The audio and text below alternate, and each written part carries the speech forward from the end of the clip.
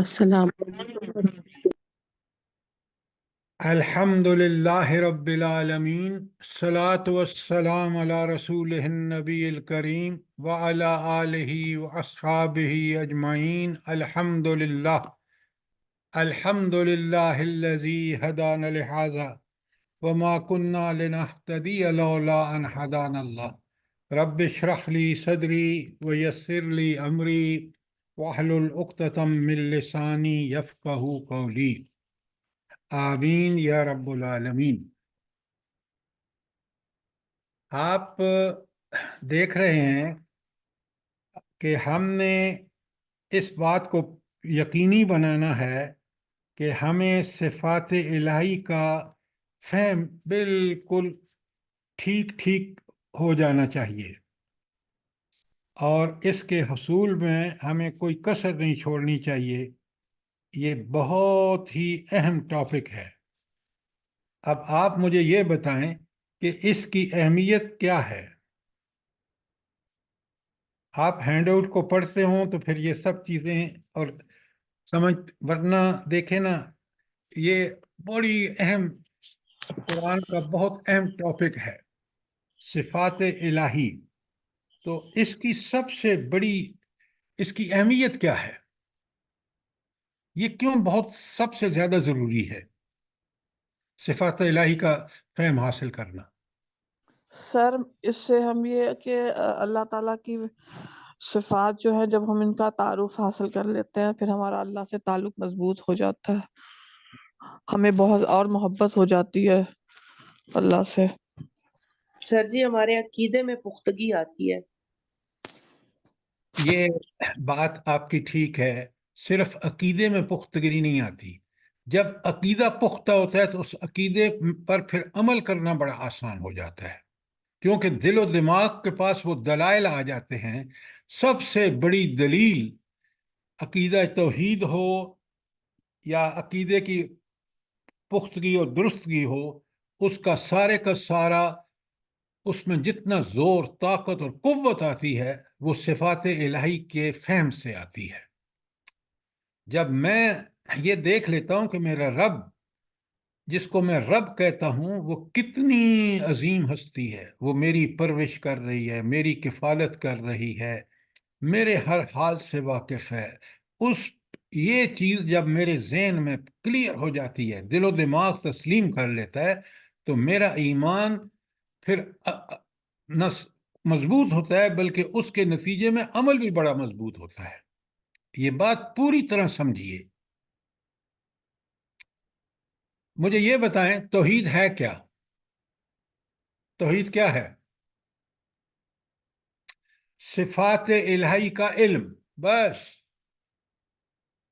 باقی توحید ذات، توحید صفات، توحید حقوق، وہ سارے کے سارے جو ہیں، وہ صفات الہی جب سمجھ میں آ جائیں وہ بالکل کلیئر اور واضح ہو جاتے ہیں۔ جب یہ واضح ہو جاتے ہیں تو آپ تو عقیدہ توحید کی روح کو پا لیتے ہیں۔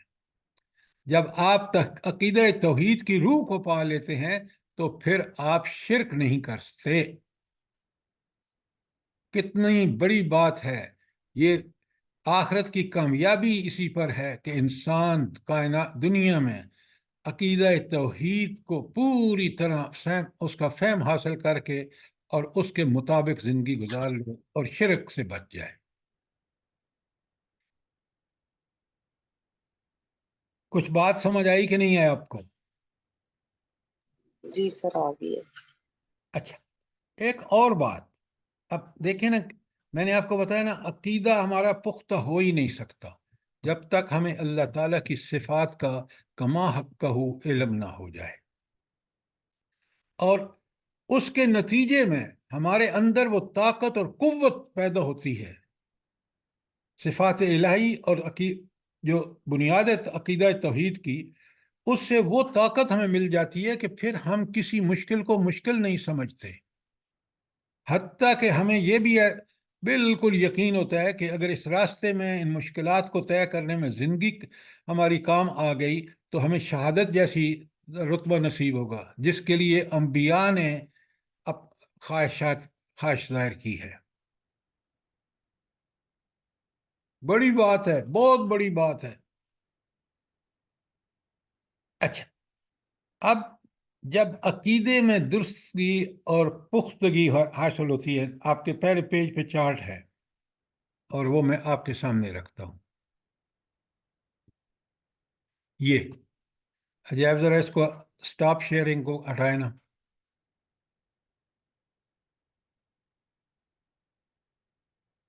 جی، بلکہ اس سے پہلے والی چیزوں کو ذرا سمجھ لیتے ہیں.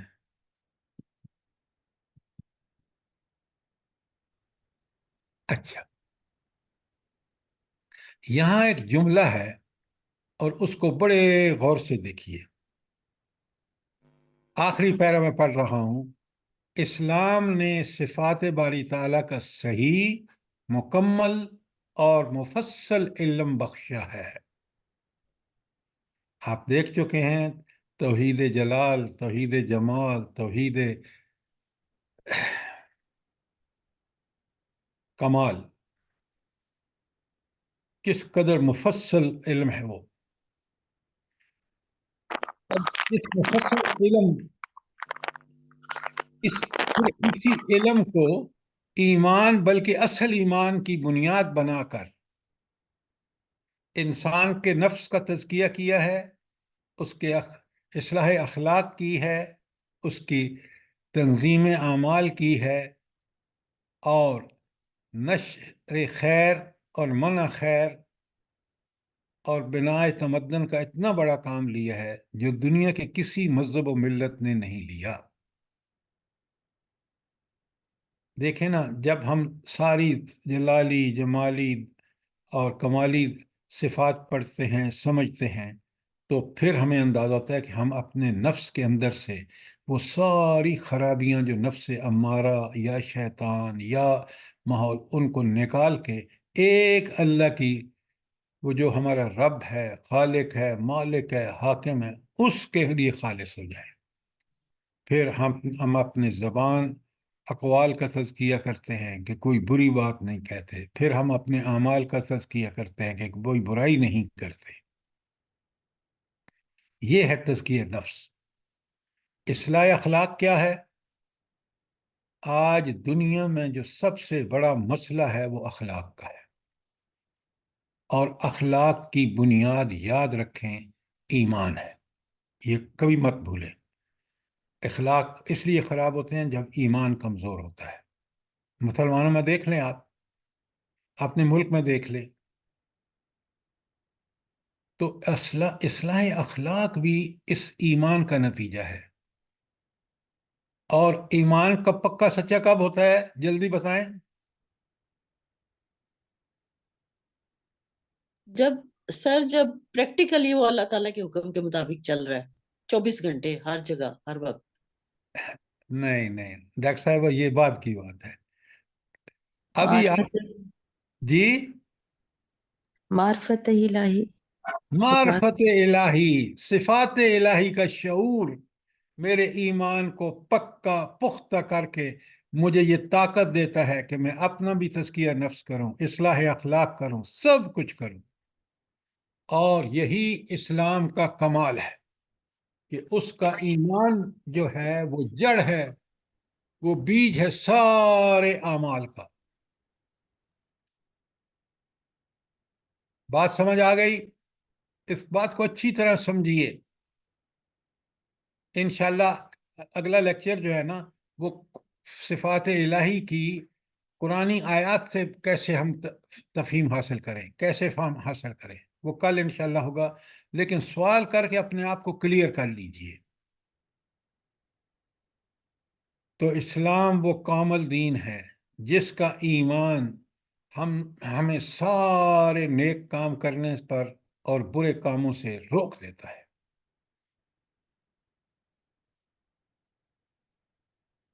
اچھا، اب ذرا شعور و ادراک کی بات کرتے ہیں. اچھا، جب کسی چیز کا نام لیتے ہیں، مثلا آپ سے کوئی شخص کہتا ہے اندھا، تو اس سے کیا تصور ملتا ہے آپ کو؟ بتائیں نا. کہ وہ دیکھ نہیں سکتا. ہاں، وہ کچھ بھی نہیں دیکھ سکتا بیچارہ، اور ہمارے دل میں رحم کے جذبات پیدا ہوتے ہیں اس کا نام صرف لینے سے. اور اندھے کو دیکھتے ہیں تو اور ہمیں بڑا سمجھ آتا ہے کہ کتنی بیچارے کی زندگی جو ہے وہ ناقص ہے. اچھا، پھر اسی تصور سے اس چیز سے ہمارا تعلق پیدا ہوتا ہے کہ اب ہم سمجھ لیتے ہیں کہ وہ نہ دیکھ سکتا ہے نہ سن سکتا ہے، لہذا اب اپنے اس سے تعلق جو ہے وہ اس صفت کی بنیاد پر قائم ہوتا ہے. اب میں آپ کو بالکل ایک قرآنی مثال سمجھاتا ہوں. ہم چیز کا نام لیتے ہیں رب. جب آپ لفظ رب کہتے ہیں کہ میرا رب، ربنا، دعائیں اکثر ربنا سے شروع ہوتی ہیں، ربی ربنا، میرے رب، ربنا ہمارے رب. تو اس سے کیا آپ کے ذہن میں کیا تصور آتا ہے جب لفظ رب کوئی بولتا ہے یا آپ خود کہتے ہیں؟ سر کیا ہمارا تصور؟ خالق ایسے لگتا ہے مالک جیسے کہ رازق حاکم ہمارا ہمارا، ہی رب ہے. ہمیں ذرے سے کمال تک. بس یہی تو مسئلہ ہے. جب کوئی رب کہتا ہے تو سارے معنوں کے ساتھ وہ میرا پروردگار ہے، میرا پالنے والا ہے، وہ میرا کفیل ہے، وہ میرا خالق، مالک، رازق اور حاکم ہے. یہ سارے رب کے معنی ہیں. یہ ہے وہ تصور جو میرے ذہن میں ابھرتا ہے کہ وہ رب وہ ہستی ہے جس نے مجھے پالنے پوسنے کا بندوبست، جس نے میری کفالت کا ذمہ، جو میرا خالق، مالک اور رازق اور حاکم ہے. تو اب کتنا بڑا یہ تصور ہے جب کوئی لفظ رب کہتا ہے، یہ ربی یا ربنا کہتا ہے. تو یہ وہ تصورات ہیں جو اس رب کے نام سے ہمارے ذہن میں ابھرتے ہیں. کتنے پیارے تصورات ہیں. آپ سوچیں کہ جب ہم رب کا نام لیں تو کتنی ہمارے اندر اطمینان، سکون، اور کہ وہ کس ہستی ہماری رب ہے جو ہماری ضروریات پوری کر رہی ہے، کفالت کر رہی ہے. وہ خالق ہے میری، وہ حاکم ہے میری، میرا وجود اس کی وجہ سے ہے، میری صحت، میری زندگی کا ہر لمحہ اس کی نگہداشت میں ہے. یہ ہے رب کے نام سے. اگر میرے ذہن میں یہ تصورات نہیں بنتے تو پھر میں نے رب کو رب مانا ہی نہیں.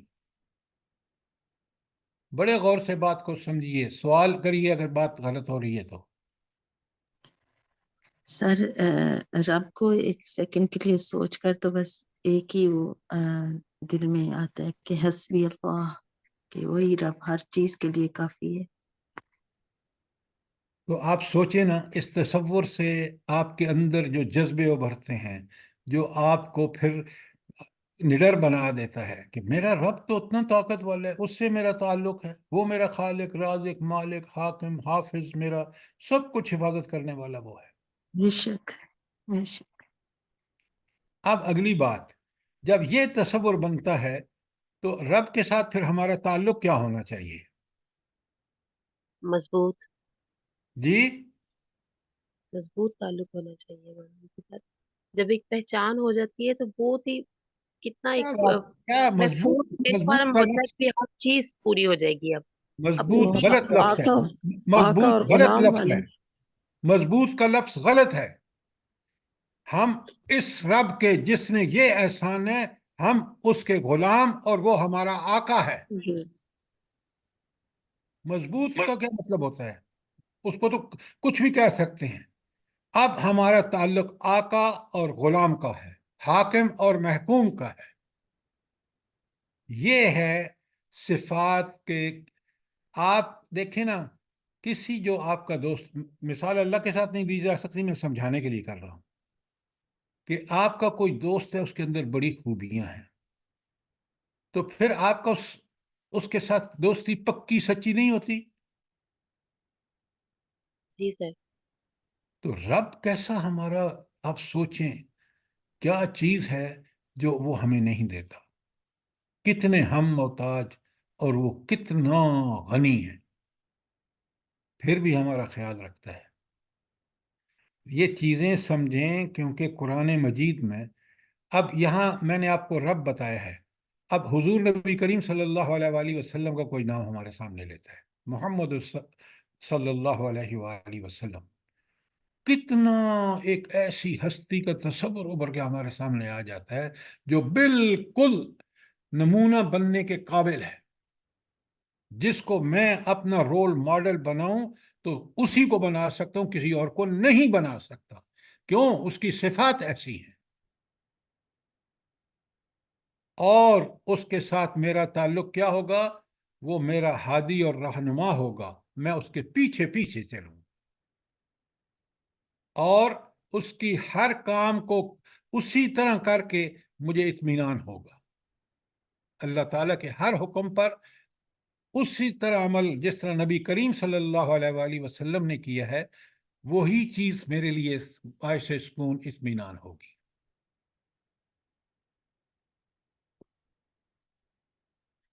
تو یہ چیز کا نام، وہ نام آتے ہمارے ذہن میں کیا تصور ابھرتا ہے اس ہستی کے بارے میں، اور پھر وہی اصل میں وہ جو آپ کا اس ہستی کا تصور ہے، اسی کے نتیجے میں تعلق قائم ہوتا ہے۔ سر میں مثال دے سکتی ہوں؟ جی سر یہ پہچان ہی تو ہمیں سب کچھ اویئرنیس دیتی ہے۔ جس طرح ایک بچہ ہے، اس کو چھوٹا سا بچہ ہوتا ہے، وہ اسکول جاتا ہے، اس کو پتہ چل جاتا ہے میری ٹیچر کس بات پہ خوش ہوتی ہے، کس بات پہ مجھے مارتی ہے، ڈانٹتی ہے۔ گھر میں آتا ہے تو وہ بہت کوشش کرتا ہے میں ہوم ورک اچھا سا کروں، مجھے اسٹار ملے گا، تو اگر میرا گندا ہو گیا تو مجھے کراس مل جائے گا۔ تو یہی پہچان ماؤں کے اندر، میں کہتی ہوں یہ جو آپ اس دنوں میں درس دے رہے ہیں، یہ ہمیں بہت جلدی پہچان کر لیتے ہیں کہ ہم اپنے بچوں کی تربیت ایسے کریں۔ اللہ تعالیٰ ایسے ناراض ہوتے ہیں، اللہ تعالیٰ ایسے خوش ہوتے ہیں، اللہ تعالیٰ کے بندے ایسے ہوتے ہیں، شیطان کے بندے ایسے ہوتے ہیں۔ تو بچے بھی تو پھر اپنے اس لگن سے پھر عبادت کرتے ہاں، لیکن اب ایک ہیں۔ آپ بالکل بات مثال آپ اس بچے کی تربیت کے لیے ٹھیک دے رہی ہیں، لیکن اس ٹیچر کو اللہ کے ساتھ کمپیئر نہ کیجئے۔ وہ اللہ تو عالم الغیب ہے، اللہ تو اگر آپ کریں گے، نیکی کی طرف بچے کو لائیں گے، اللہ تعالیٰ اس کو اپنی توحید اور نصرت فراہم کرے گا۔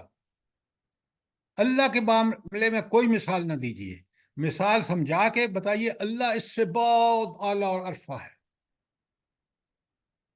کیوں؟ ہمیں ان کو یہ نہیں بتانا کہ تمہارا ٹیچر یہ چاہتا ہے، ہمیں ان کو سمجھانا یہ ہے اس مثال سے کہ تمہارا اللہ کیا چاہتا ہے، وہ تم کر رہے ہو، یہ نہیں کر رہے۔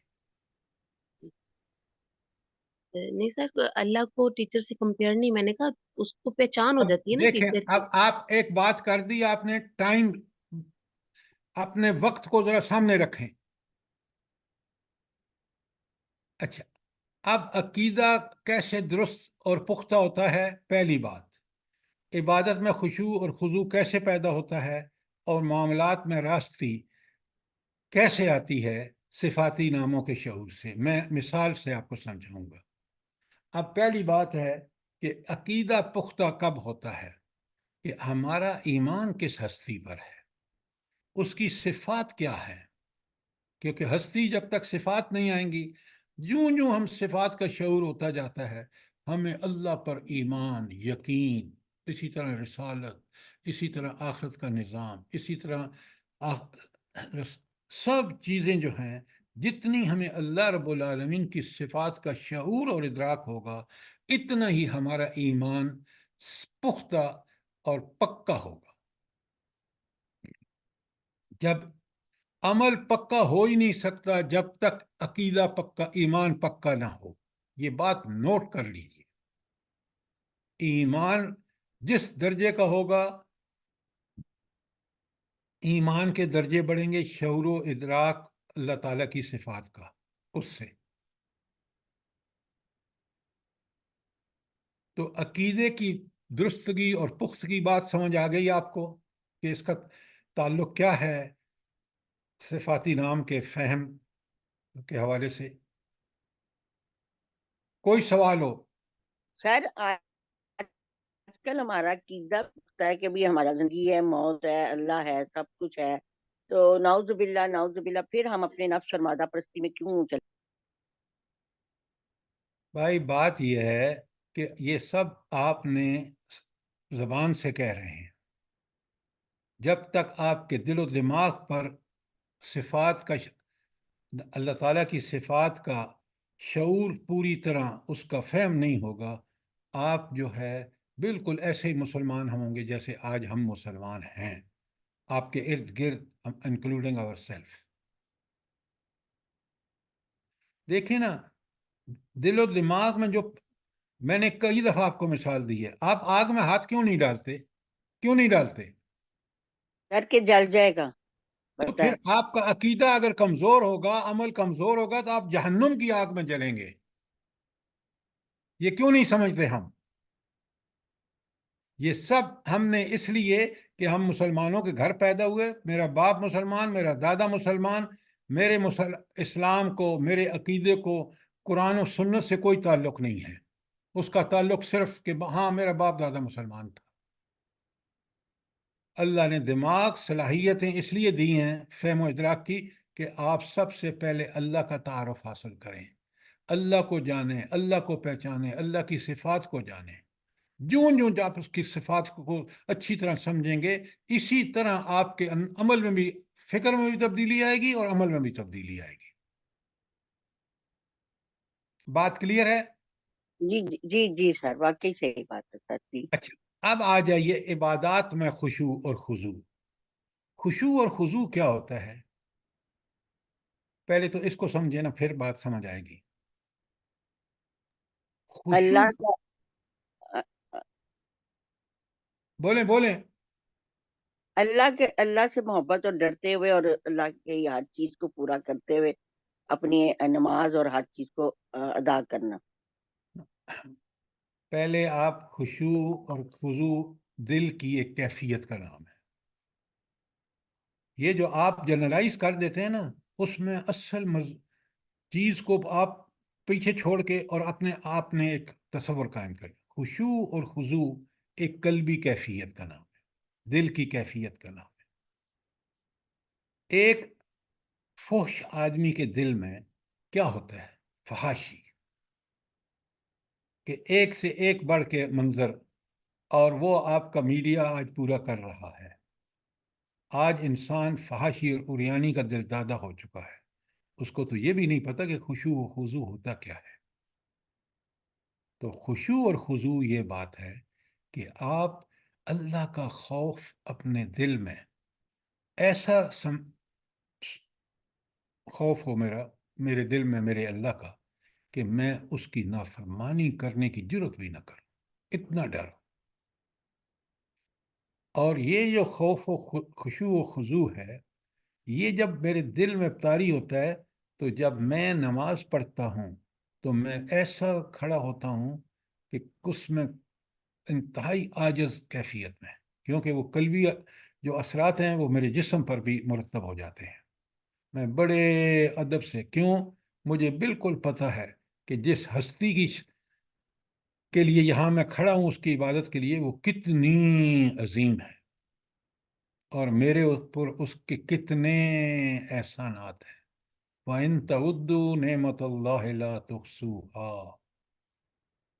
تو عبادت میں خشوع اور خضوع، عبادت اصل میں نماز، روزہ، حج اور زکوٰۃ، یہ تو بڑی باتیں ہیں نا۔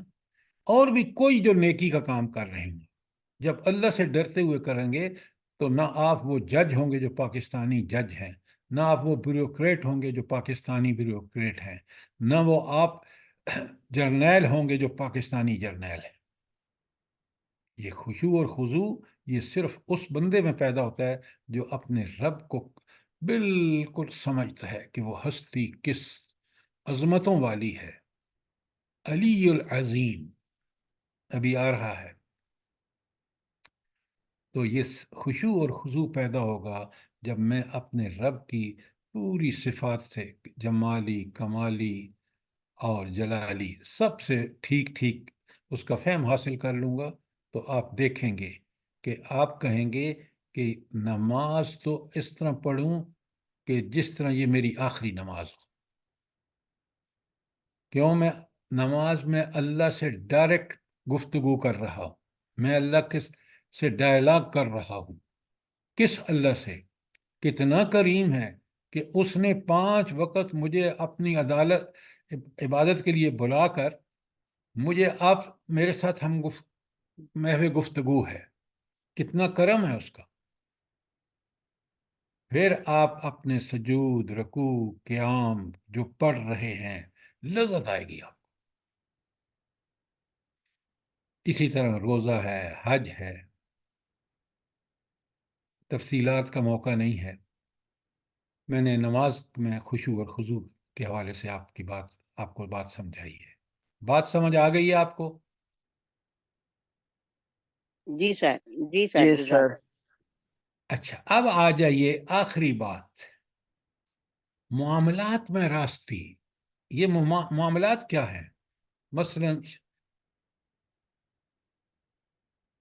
معاشرتی معاملات لیتے ہیں، ایک دوسرے کے حقوق پورے کر. اب وہ حقوق آپ گنتے جائیے، والدین کے حقوق، بیوی کے حقوق، بچوں کے حقوق، پڑوسیوں کے حقوق، شہریوں کے حقوق، جانوروں کے حقوق تک اللہ تعالیٰ نے ڈیٹیل میں بات بتائی ہے.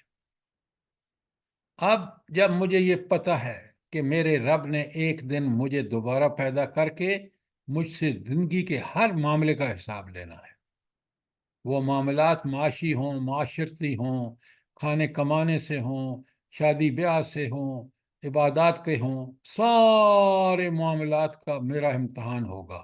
ایک ایک چیز جو مجھ سے پوچھی جائے گی. ثم لتسألن یومئذ عن النعیم. ایک ایک نعمت کا مجھے حساب دینا ہوگا. اس حساب میں بھی راستگی، اس حساب کو دنیا میں ٹھیک ٹھیک اس معاملات کو کرنا، وہ بھی جب تک مجھے شعور نہیں ہوگا کس ہستی کے سامنے میں نے پیش ہونا ہے اور کس باریک بینی مائکرو ڈیٹیل میں اس کو میرے معاملات کا دنیا میں کرنے کی نیت سے لے کر کرنے تک کا علم ہے. گواہ کون ہوں گے، یہ سب کا شعور میرے معاملات کو درست کر دیتا ہے. گویا آپ نے دیکھا عقیدے کا تعلق ہمارے نظریات سے ہے، عبادات معاملات کا تعلق ہمارے اعمال سے ہے. تو جب یہ دونوں درست ہو جائیں گے تو انشاءاللہ ہم اللہ کے نیک بندوں میں سے بن جائیں گے. کوئی سوال یہاں تک، کوئی چیز کلیئر نہ ہوئی ہو؟ سر جی ایک سوال ہے.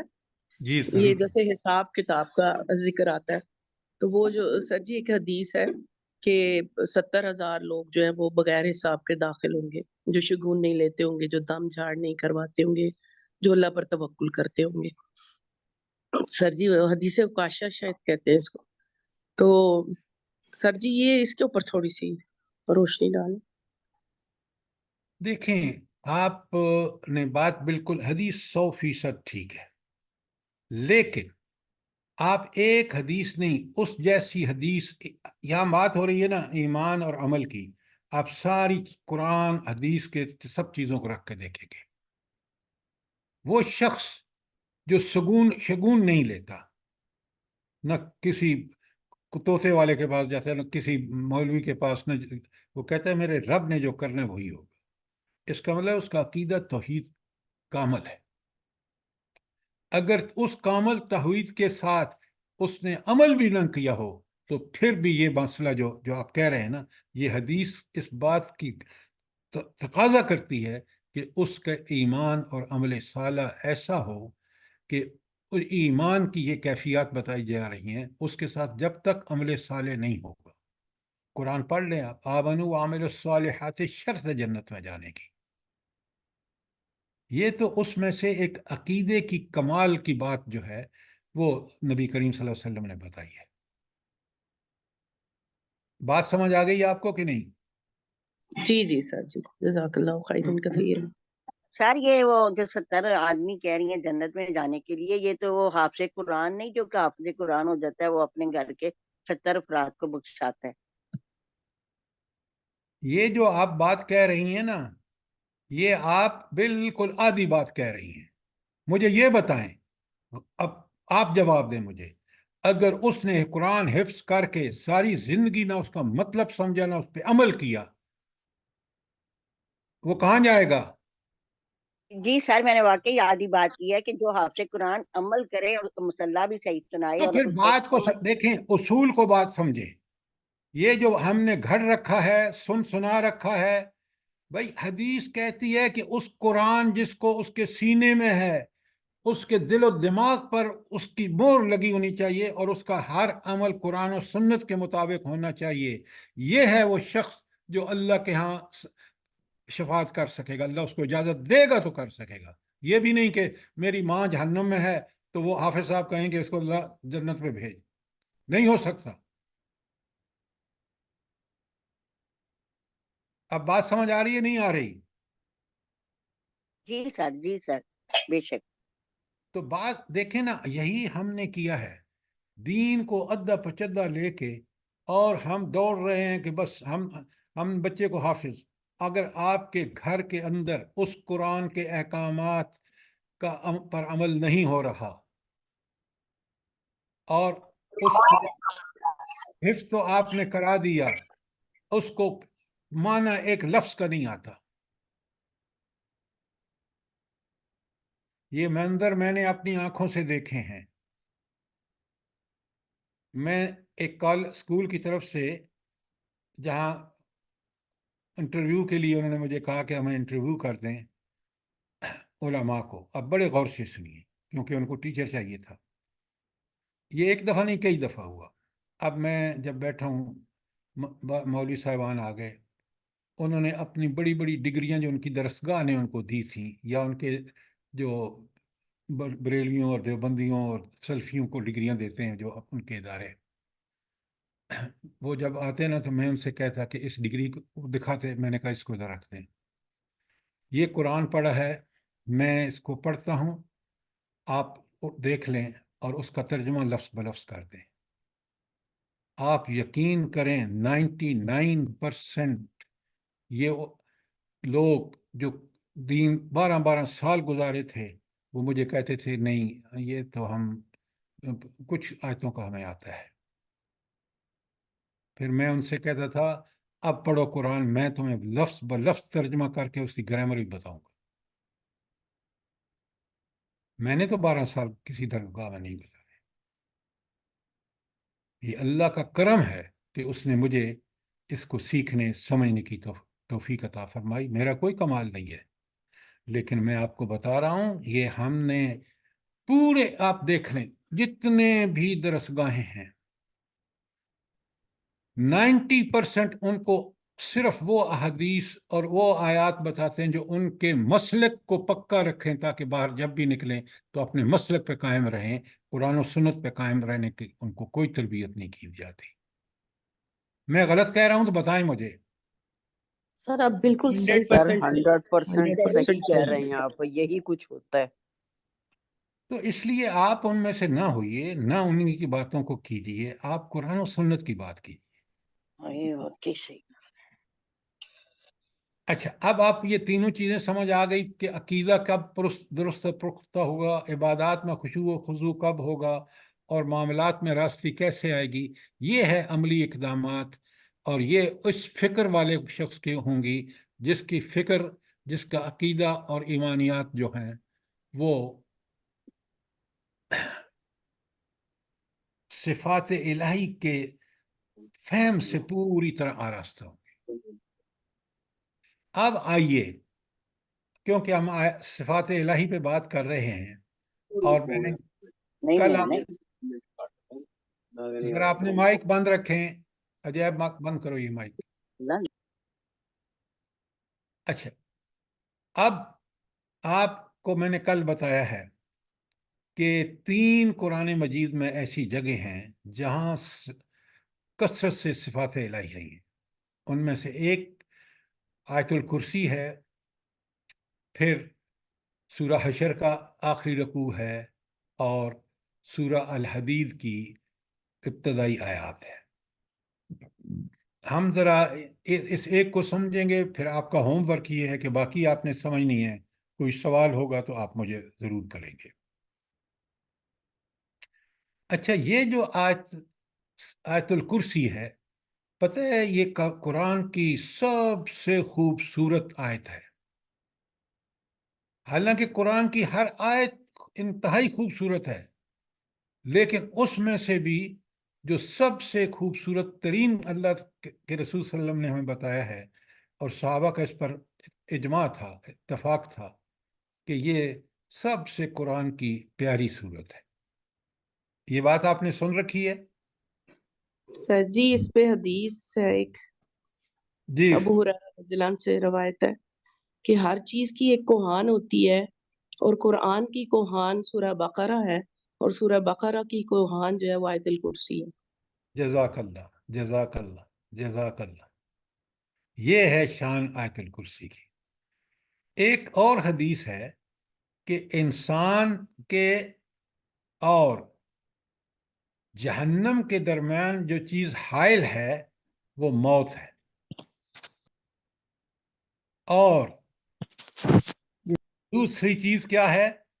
آیت الکرسی۔ جس شخص نے سمجھ کے تو بڑا ضروری ہے، اور اس کی جتنی تقاضے پورے کر کے دنیا میں زندگی گزاری ہے، تو اس آدمی اور جنت کے درمیان جو چیز حائل ہے وہ موت ہے۔ یوں ہی مرے گا سیدھا جنت میں جائے گا۔ اور حدیث کا ترجمہ آپ نے ابھی بہن سے سن لیا آپ نے۔ اچھا، اس کی خاص پھر کیوں، اس میں خاص بات کیا ہے؟ پہلے تو یہ بتائیں۔ سر اسماء الحسنہ ہیں، تو قرآن سارے میں اسماء الحسنى ہیں۔ توحید ہے یہ سر۔ اللہ تعالیٰ کا پورا انٹروڈکشن۔ یہ ہے مسئلہ، آپ سب پتہ نہیں زندگی میں 1000 بار پڑھ چکے ہیں، کبھی غور نہیں کیا۔ سر اس میں پورا عقیدہ بیان کیا گیا ایک مسلمان کا۔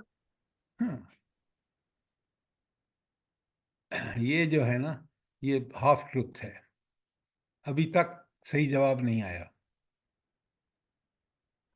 سر 9 طرح کی توحید بیان کی گئی ہے کہ اللہ تعالیٰ سر اس میں اللہ تعالیٰ کے کمالات اور صفات بیان کی گئی ہیں۔ وہ تو ہیں، لیکن پورے قرآن میں بیان ہے۔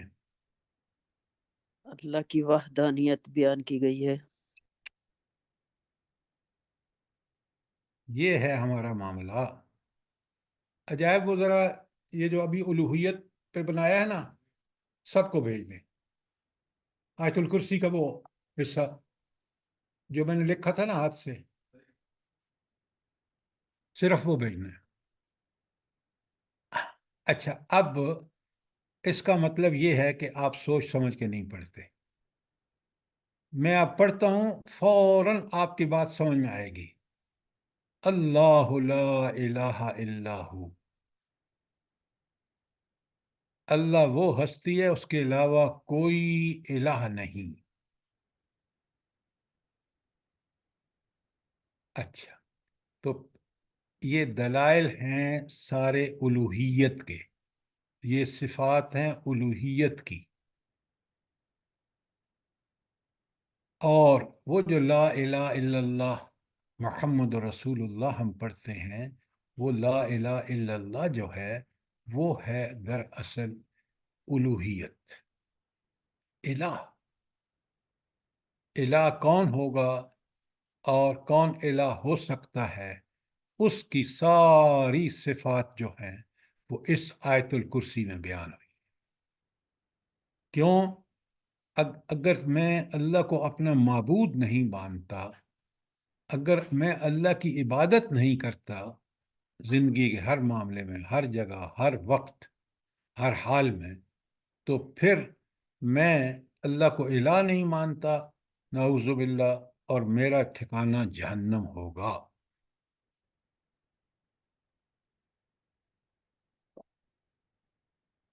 کچھ بات سمجھ آئی ہے نہیں آپ کے؟ اس لیے میں کہتا ہوں، میں بھی آپ کی طرح پہلے اسی طرح کرتا تھا۔ اب ذرا بڑے غور سے دیکھیے، الوہیت کی یہ صفات جو ہیں یہ کیا ہیں؟ تو الحی القیوم پہلی صفت، لا تأخذه سنة ولا نوم من ذا الذی یشفع عنده الا بإذنہ. یہ ایک جو ہے، بلکہ آپ اس کو دیکھیں گے. اب ذرا دیکھیں، بھیج دیا جائے عجائب، یہ آپ کے پاس پہنچ گیا، اپنے واٹس ایپ پہ دیکھ لیں. یہ جو ہے صفحہ، اس کو ضرور. الوہیت کی پہلی دلیل. الہ کون ہو سکتا ہے کہ اس کی عبادت کریں اور بڑے شوق سے کریں؟ الحی حی القیوم. وہ ہستی ہونی چاہیے جو پوری کائنات کو خود بھی زندہ جاوید اور پوری کائنات کو سنبھالے ہوئے، اس کی کو بھی زندہ رکھے ہوئے. القیوم جو خود اپنے بل پر قائم ہو اور دوسروں کے قیام و بقا کا واسطہ اور ذریعہ ہو، جو پوری کائنات کو قائم رکھے ہوئے ہو. یہ پہلی صفت ہے الوہیت کی. اب مجھے بتائیں، سوائے اللہ تعالیٰ کے کوئی اور الحی القیوم ہو سکتا ہے کہ اس کو نعوذ باللہ الوہیت کی صفات وہاں دیکھی جائیں؟ کتنی زبردست کرائیٹیریا ہے اللہ تعالیٰ کا، معیار ہے اللہ تعالیٰ. کوئی بات الحی القیوم کے بارے میں سوال جلدی کیجئے. اب سمجھ لیجئے، اچھی طرح سوال کر لیجئے تاکہ جب ہم پڑھیں تو ہمیں ان صفات کا ادراک ہو، شعور ہو، اور یہ صفات ہم سے کیا مطالبہ کرتی ہیں اس کو پورا کر رہے ہیں. کوئی سوال پہلی دلیل پر؟ دوسری دلیل جو ہے، لا تأخذہ سنۃ ولا نوم، نہ اس کو نیند آتی ہے اور نہ اس کو کوئی اونگ آتی ہے. اچھا، تو یہ پہلے مجھے یہ بتائیں، اتنا بڑے ہم نے پڑھ چکے ہیں صفات الہی پر، یہ لا تأخذہ سنۃ ولا نوم جو ہے، یہ صفت کون سی ہے بلا؟ سر تنزیہی صفت ہے. اچھا، بالکل، ویری گڈ، ویری گڈ. لیکن یہ تنزیہی صفت وہاں جلالی، جمالی، کمالی میں کون سی درجے میں آتی ہے؟ کس ہیڈنگ کے تحت آتی ہے؟ کمالی میں سر. ویری گڈ، یہ ہوئی نا بات. ایکسیلنٹ. اچھا، اس کے نیچے بالکل لکھا ہے، اگر یہ صفت نہ ہو جو تنزیہی صفت ہے کہ اللہ میں کوئی عیب نہیں ہے، اور یہ بہت بڑا عیب ہے. کیوں؟ اگر یہ اللہ تعالیٰ کو نعوذ باللہ نیند اور اونگ آتی تو اس کی غفلت میں اللہ تعالیٰ پر غفلت طاری ہو جاتی، پوری کائنات درہم برہم ہو جاتی، تو برباد ہو جاتی. تو اس لیے یہ تنزیہی صفت یہاں اس لیے لائی گئی ہے تاکہ ہم یہ سمجھیں کہ ہمارا رب ہر آن اور ہر لمحہ ہمیں واچ کر رہا ہے. اس پہ غفلت کبھی ایک سیکنڈ کے لیے بھی نہیں طاری ہوتی. اور نیند اور اونگ جو ہے، یہ سب سے بڑی دلیلیں ہیں اس کی غفلت کی. کوئی سوال دلیل نمبر 2 پر؟ الوہیت کی تیسری دلیل کہ وہ الہ معبود ہے. کیوں؟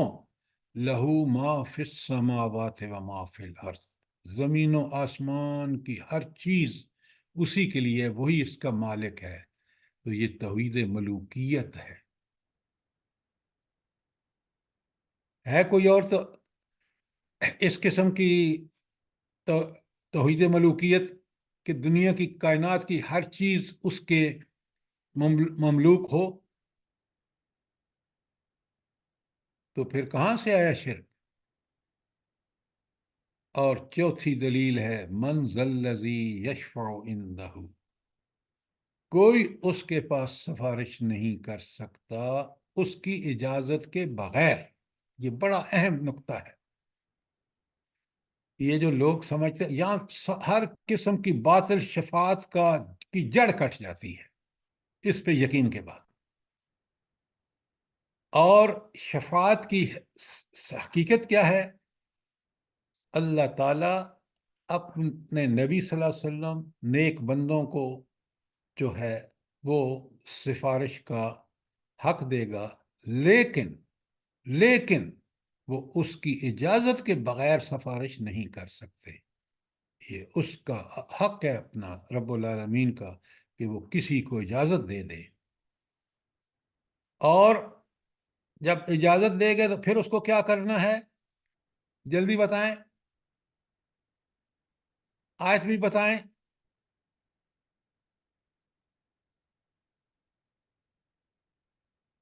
سر جی سورہ نبا کی جو آیات آخری میں ویری گڈ، ایکسیلنٹ، بالکل آپ نے ٹھیک کہا. کیا ہے آیت؟ سر جی یہاں سے یوم یقوم الروح والملائکۃ صفا لا یتکلمون الا من اذن له الرحمن وقال صوابا ذلك اليوم وقال، ایک منٹ، وقال جی صوابا، بات بھی ٹھیک کرے گا. جی اجازت کے بعد اس کو بات بھی ٹھیک کرنی ہے. اچھا کیوں ٹھیک بات کرنی ہے بھلا؟ وجہ؟ سر وہاں غلط بات چلے گی نہیں، شہادتیں موجود ہوں گی سب، اللہ تعالیٰ خود واچ کر رہے ہیں. ڈاکٹر صاحبہ آپ بات پھر وہی کر رہے ہیں، سنی سنائی.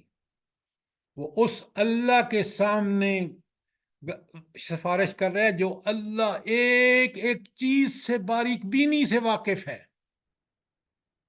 وہ رب کے سامنے، اس لیے اس کو صحیح بات کرنی ہے. غلط کرے گا تو اللہ کو سب پتا ہے. پہلے بات کو ٹھیک پیرائے میں سمجھے نا. یہ ہے شفاعت کی حقیقت.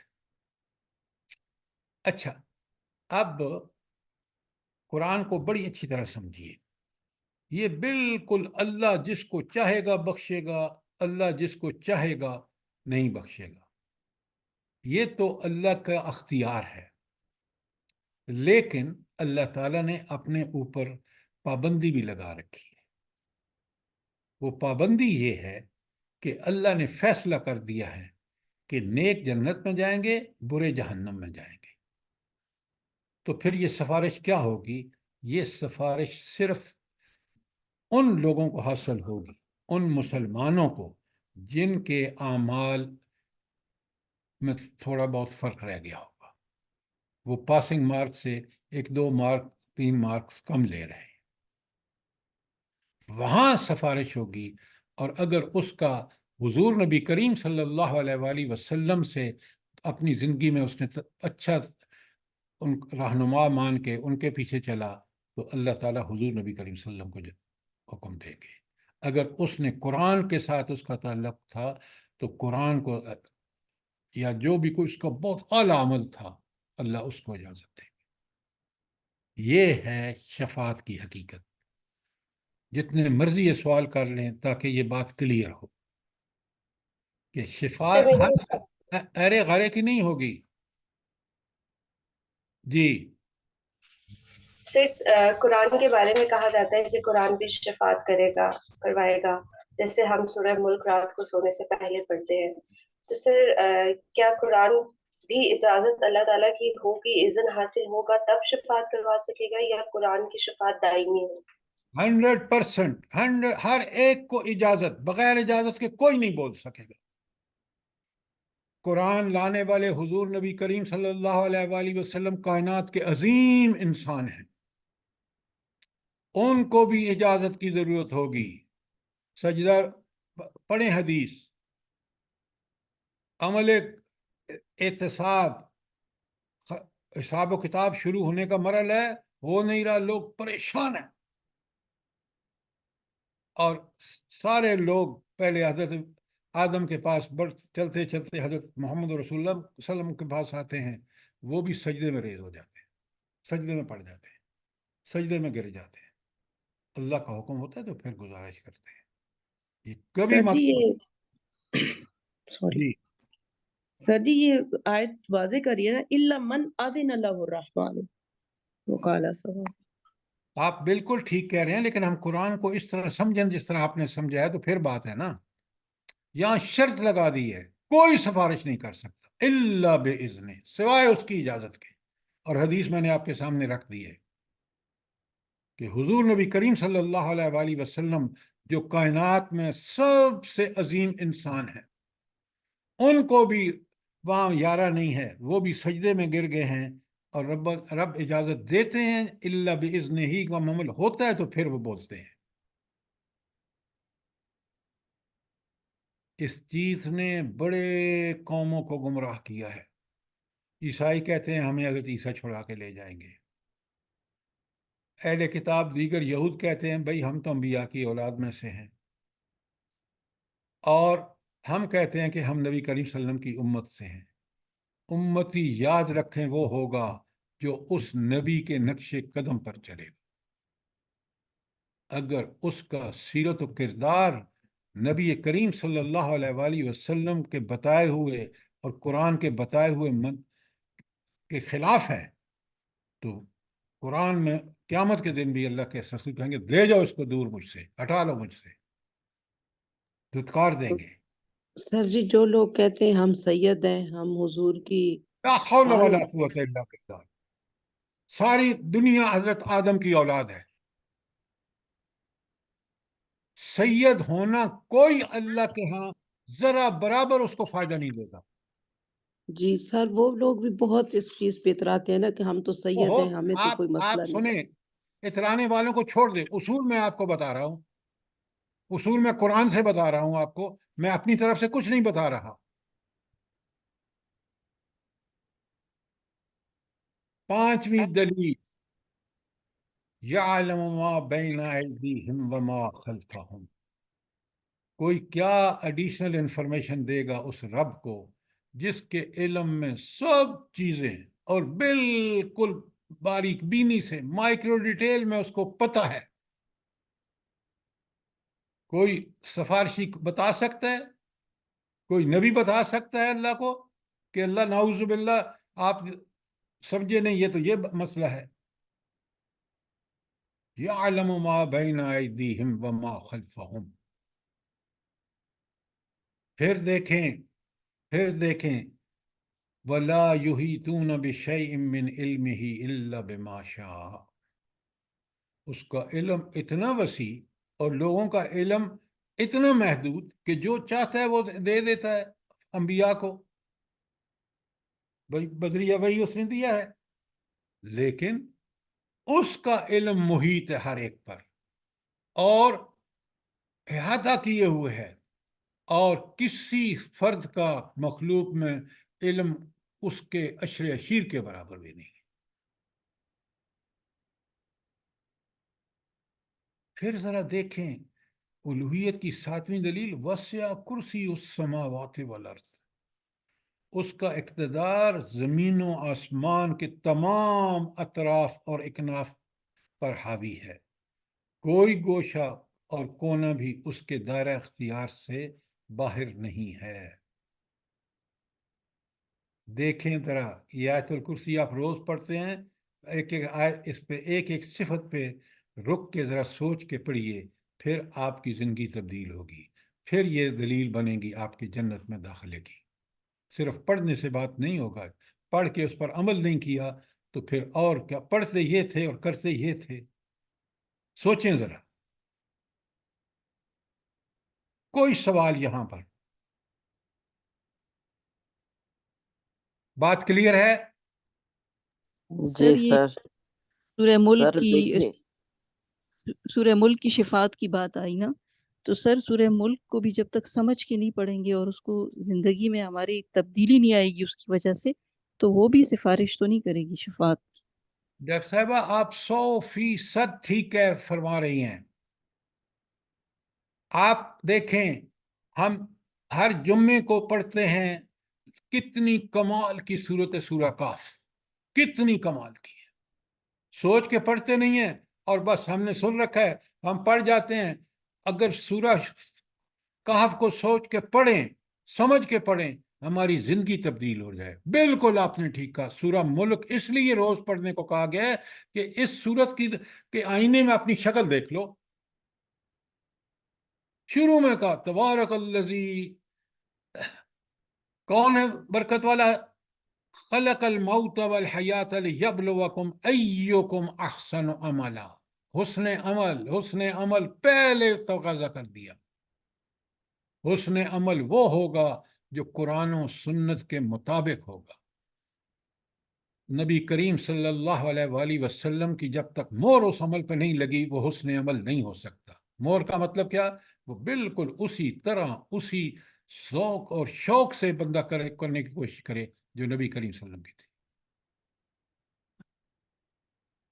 بالکل آپ نے ٹھیک کہا. یہ جب ہم پڑھتے ہیں سوچ کے پڑھیں. قرآن میں نے آپ سب کو حدیث بھیجی ہے ڈاکٹر مرتضیٰ مرحوم کی کہ وہ کہتے ہیں، اور حدیث انہوں نے کوٹ کی ہے نسائی کی، کہ ایک آیت کو پڑھ کے سمجھ کے اس پر عمل کرنا 100 نوافل سے زیادہ بہتر ہے. نامی دلیل ہے العلی، یعنی اتنا اونچا اتنا اونچا اتنا بلند و بالا تر کہ کوئی تشبیہ آپ دے نہیں سکتے. اور 10ویں ہے العظیم، انتہائی عظمت والی ہستی. تو اب آپ مجھے بتائیں، یہ ہے اس کی تھوڑی سی تشریح اور صفات الوہیت کا بیان ہے. الوہیت کیا ہے؟ عبادت صرف اور صرف ایک اللہ کی. یا قوم اعبدوا اللہ ما لکم من الہ غیر، اس ایک معبود کی. سورہ اعراف میں دیکھ لیں ہر نبی یہی بات کہہ رہا ہے. تو آیت الکرسی کو اب آپ کا کوئی سوال ہو اس کے مفہوم سمجھنے کے حوالے سے آپ کریں، اور ہم اس کو روز جو پڑھتے ہیں ہر نماز کے بعد پڑھتے ہیں، یقین مانیں اگر ہم اس کو سمجھ کے پڑھیں تو ہماری زندگی جو ہے وہ تبدیل ہو کے رہ جائے. شاباش، کوئی سوال ہو جلدی کریں.